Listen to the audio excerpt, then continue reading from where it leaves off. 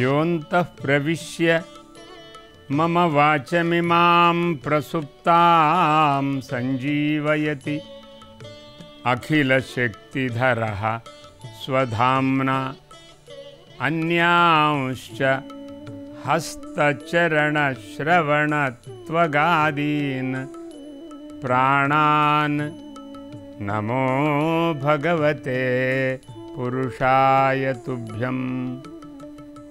या सत्संस्कृतिसम्प्रदाय जननी या सर्वविद्याप्रसूः या देशस्य जनस्य सर्ववचसाञ्च ऐक्यप्रदानोद्यता या वेदोपनिषत्पुराणचय सत्काव्यश्रिया राजते सा भाषा द्युसदां सदा विजयताम् आचन्द्रतारारुणम्। रत्नाकराधौतपदां हिमालयकिरीटिनीं ब्रह्मराजर्षिरत्नाढ्यां वन्दे भारतमातरं वन्दे भारतमातरम्। स्वधाम्ना काण्डेन प्रतिहततमस्काण्डमनिशं सुधासध्र्यक्दृग्भ्याम् अनितविनयिच्छात्रनिकरं मुधा कुर्वत् श्रेष्ठप्रतिभटवचो हेतुरहितं निधायान्तर्वन्दे हयवदनरूपं हृदि गुरोः। अस्माकं सर्वेषामपि आध्यात्मिकं जीवनम् आवश्यकं। जनाः सर्वेपि इच्छन्ति आध्यात्मिकं जीवनम्। अतः तमसो मा ज्योतिर्गमय इति जीवनवेदमिति एकं ज्येष्ठानां महात्मनाम् अभिप्रायस्वीकरणरूपं कार्यक्रमम् आरभन्ते। अतः अहम् आत्मीयं प्रणामाञ्जलिं स्वागतञ्च करोमि। भवतां सर्वेषामपि अहं मदीय श्रोतॄणां भवतां सर्वेषाम् अपि स्वागतं करोमि।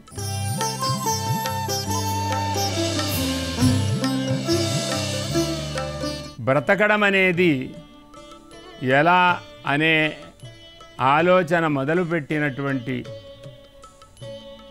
వారు మనుష్యులు. మూలము మనువు.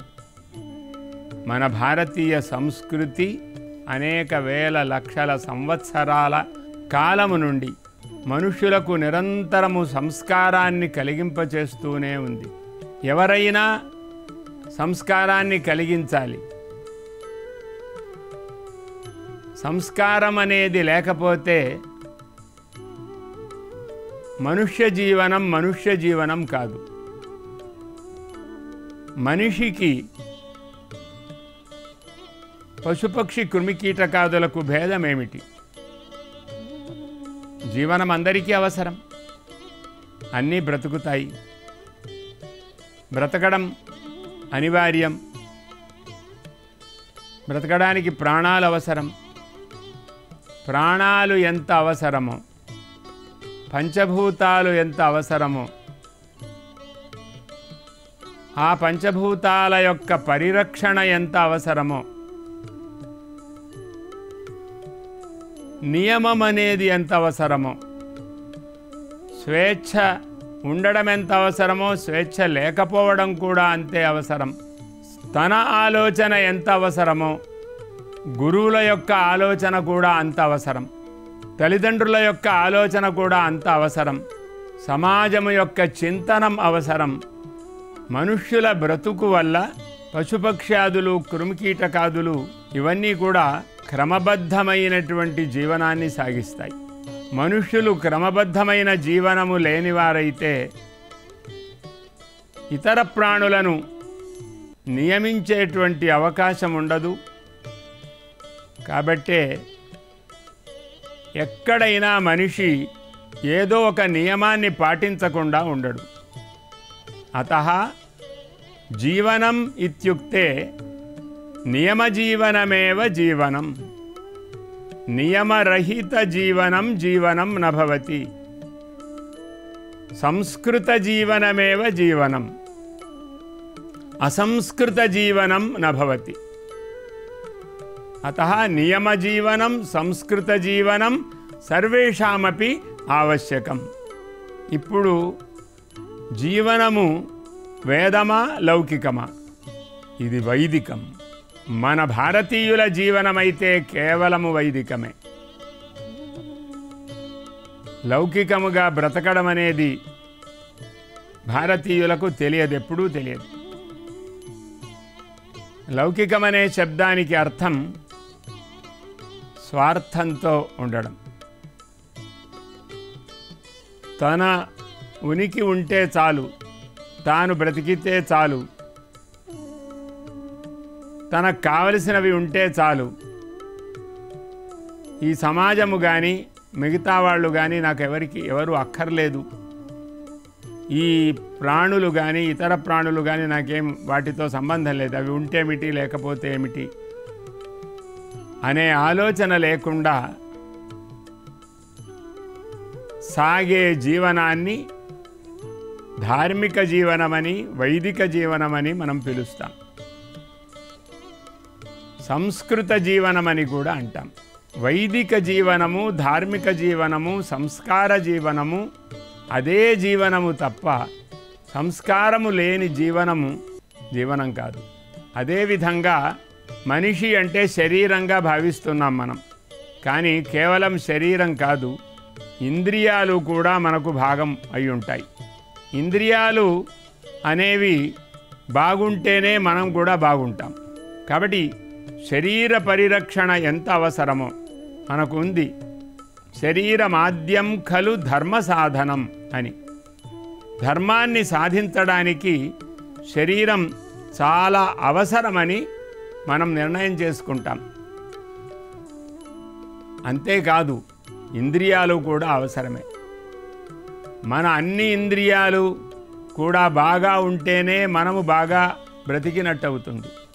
కళ్ళుండాలి చూడడానికి, చెవులుండాలి వినడానికి, వాసన రావాలి మంచి సుగంధాన్ని స్వీకరించడానికి, అలాగే రుచి ఉండాలి, అది మనకు ఇష్టమై ఉండాలి. మనకు కావలసిన స్పర్శ ఏ కాలంలో ఏది అవసరమో ఆ స్పర్శ కూడా అవసరం. కాబట్టి ఇంద్రియాలను బాగుగా రక్షించుకుంటే తప్ప మన జీవనం సాగదు. కర్మేంద్రియాలు కూడా మన నియంత్రణలో ఉండాలి. వాక్కు ఒకటి ఉంది కదా అని మాట్లాడకూడదు, నియమవంతంగా మాట్లాడాలి. కాళ్ళు నడుస్తున్నాయి కదా అని అనవసరంగా నడవకూడదు, అవసరంగా తప్పకుండా నడిచి తీరాలి. చేతులున్నాయి, అవకాశం ఉంది కదా అని తిప్పడానికి, అన్ని పనులు చేయడానికి అవకాశం ఉంది కదా అని అనావశ్యకంగా తిప్పడాలు మంచివి కాదు. కానీ కదలకుండా ఉంటే వాటికి అనారోగ్యం కలుగుతుంది. ఎంతవరకు అవసరమో అంత నియమం వాటికి కూడా ఉండాలి. అదేవిధంగా మలమూత్రాలను మన అధీనంలో ఉంచుకోవాలి, వాటి అధీనంలో కూడా మనం ఉండాలి. ఈ విధంగా కర్మేంద్రియాలు, జ్ఞానేంద్రియాలు వీటన్నింటితో కలిసి శరీరం మనకు ఉంటుంది. అంతేకాదు శరీరానికి మనకు బంధాన్ని కలిగింపచేసేది మనస్సు, బుద్ధి. మనస్సు లేకుండా, ఆలోచనలు లేకుండా ఆత్మ అంటే మనము, నేను అనబడేటువంటి వ్యక్తి లేదా మనము అనబడేటువంటి మనమందరము బ్రతకడం కుదరదు. కాబట్టి నేను ఎంత అవసరమో మనము కూడా అంతే అవసరం. మనము అంటే మన అందరం, మీరు మేము అందరము కలిసి ఉండడం అనేది చాలా అవసరం. కనుక నేను కూడా మనకు ఉండాలి, మనము కూడా మనం కావాలి.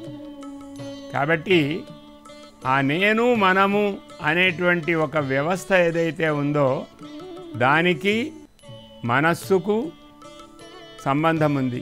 ఆ మనస్సుకు శరీరానికి ఇంద్రియాలకు సంబంధం ఉంది. వీటినన్నింటినీ కూడా నియంత్రింపజేసేది బుద్ధి. కాబట్టి బుద్ధి కూడా ఉంటే తప్ప మనము ఏ పని చేయలేం. బుద్ధి అంటే మన బుద్ధి మాత్రమే కాదు, మన పూర్వుల యొక్క బుద్ధి కూడా అవసరమే. వాళ్ళ బుద్ధితో కూడా మనం ఆలోచించాలి. కేవలం మన బుద్ధితో మనం ఆలోచించకూడదు.